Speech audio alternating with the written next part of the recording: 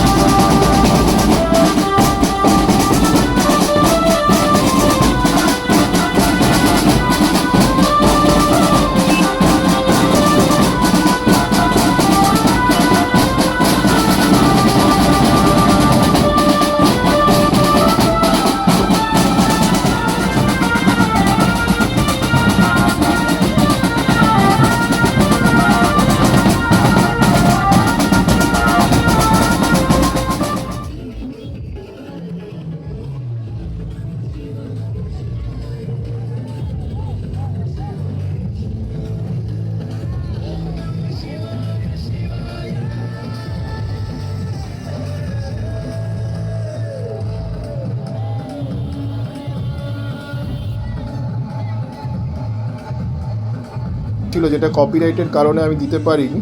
তো তোমরা দেখতে থাকো, বেশ সুন্দর লাগছিল। আর এখানে এই ভাইটি দেখো মুখে আগুন বার করছিল, সবাইকে সরিয়ে দিচ্ছিল যাতে আগুন না লাগে। তো সেই কারণে উনি সবাইকে সরিয়ে দিয়ে বলছিল যে আমি এবার আগুনটা বার করব, তোমরা সরে যাও। এই দেখো কি সুন্দরভাবে দেখো আগুনটা মুখ দিয়ে বার করলো। ওনার মুখে তোমার পেট্রোল ছিল, পেট্রোল দিয়ে আগুন ফু দেওয়াতে এরকম আগুন বেরোচ্ছিল। বেশ সুন্দর লাগছিল, একটা অন্যরকম একটা পারফরমেন্স এখানে হচ্ছিল। আর চারিদিকের যে নাগা সন্ন্যাসী শিব সেজেছিলেন, যারা মহাদেব শিব সেজেছিলেন, তারা দেখো নাচছিল বিভিন্ন গানে। তো খুব সুন্দর লাগছিল। আর মহাদেবকে দেখতে বেশ অসামান্য লাগছিল আমাদের মহাদেবকে, এত সুন্দর লাগছিল মহাদেবকে। মহাদেবও ওই গানের সাথে নাচছিলেন। আবার ওইখানে দেখো ওনার জটাতে আগুন ঝরিয়ে দেওয়া হচ্ছিল। আর চারিদিক থেকে সমস্ত যারা আর্টিস্ট ছিলেন সবাই নাচছিলেন গানের তালে তালে। তো বেশ সুন্দর লাগছিল। আর এই ভাইটা যা আসছিল এক এক করে আগুন দিচ্ছিল, মুখের মধ্যে ফু দিয়ে আগুন দিচ্ছিল। তো বেশ সুন্দর লাগছিল দেখতে। আর ওর মুখের মধ্যে পেট্রোল ছিল, বলে রাখি, পেট্রোল ছিল, পেট্রোলের ওপরে ফু দিয়ে ও আগুন বার করছিল। তো বেশ সুন্দর লাগছিল জিনিসটা দেখতে। একটা অসামান্য একটা পারফরমেন্স এখানে আমরা দেখতে পেলাম। আর তারপরে দেখো মহাদেব বাবা নাচছিল, তার সাথে মহাকালীও ছিল, যিনি ওই মিউজিকের সাথে নাচছিলেন এবং মহাদেবের পাশে ছিলেন উনি। তো আর ওই ছেলেটা আগুন দিয়ে একটা মাধুর্যটাই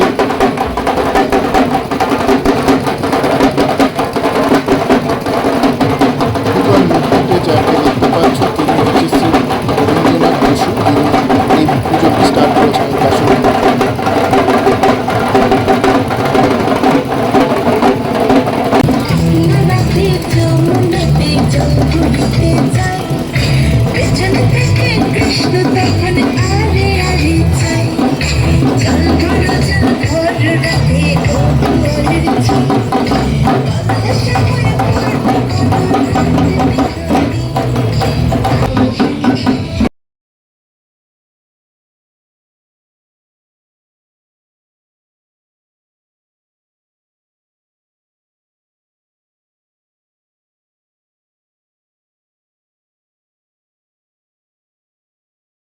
এখানে এই প্রতিমাটা যিনি রূপদান দিয়েছেন তিনি হচ্ছেন শ্রী প্রদীপ পাল, এখানকারই শিল্পী এই মচলন্দপুরে। তিনি দেখো ঠাকুরটা খুব সুন্দর লাগছে, পুরো সোলার সাজে মা দেখো সেজে উঠেছে, পুরো সাদা একদম মায়ের সাজটা বেশ সুন্দর লাগে, ডাকের সাজ বলতে পারো মায়ের, একদম পুরো দুর্গা রূপ। বাম দিকে দেখো লক্ষ্মী রয়েছে, নিচে গণেশ রয়েছে, আর ডান দিকে সরস্বতী কার্তিক রয়েছে। আর তার নিচে দেখো তাদের প্যাঁচা, মানে তাদের বাহনগুলো রয়েছে, যেমন লক্ষ্মীর বাহন প্যাঁচা রয়েছে, আর মা সরস্বতীর বাহন হাঁস রয়েছে। আর মাকে দেখো খুব সুন্দর লাগছে, মায়ের চোখ দুখানি অসামান্য এক কথায় বলতে পারো। তো সেটা আমাদের দেখে বেশ ভালো লাগলো। তো তোমাদেরও দেখাচ্ছি, তোমরাও দেখো, খুব সুন্দর লাগলো। মায়ের চোখটা খুব অসামান্য দেখতে লাগলো আমার।